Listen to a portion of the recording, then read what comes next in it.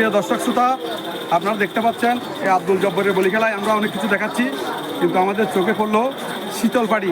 এই পাটি দেখুন, পাটির দোকানদার ওরা পাটি বিক্রি করে। এই দেখুন, এটা পাটি পাতা দিয়ে তৈরি করা হয়, তাই না? এই পাটি পাতা দিয়ে তৈরি করা, এটা পুরো পরিবেশ বান্ধব। বন্ধুগণ, আজকাল এগুলো চোখে পড়ে না।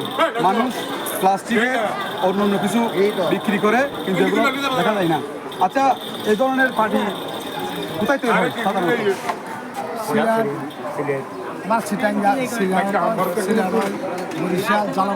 আচ্ছা, এগুলো তৈরি হয় না?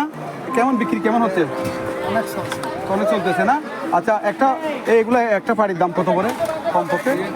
একটা বাড়ির দাম আছে ওনার 2200 টাকা আছে, একটা আছে ওনার 2000 টাকা, 5000 টাকা। আচ্ছা, ঠিক আছে। সুপ্রিয় দর্শক, আমরা যেটা বলতে চাচ্ছি এটা হচ্ছে যে এই যে পরিবেশ বান্ধব জিনিস, এগুলো পাটি পাতা কিন্তু পুকুরের পাড়ে না লুকলে কিন্তু হবে না। তা আপনাদেরকে ঢুকতে হবে। আমরা না হলে বিক্রি করবেন কোথেকে? আমরা পথে আবার বিক্রয় সমিতি থেকে শুধু এই কথাটি জানান দিতে চাচ্ছি, আমরা এই পাটি পাতা বংশ বিস্তার হলে পাটি পাতা মানুষের পুকুরের আশেপাশে ঢুকলে বাড়ি বানাতে পারবে, নইলে মানুষ চিনবেও না, তাই না আঙ্কেল? আজকে আপনার বাড়ি এখানে চিটাঙে? আচ্ছা, এই ফাড়ি পাতা তো পুকুরের চারিদিকে হয়, না লুকলে হবে ওর থেকে।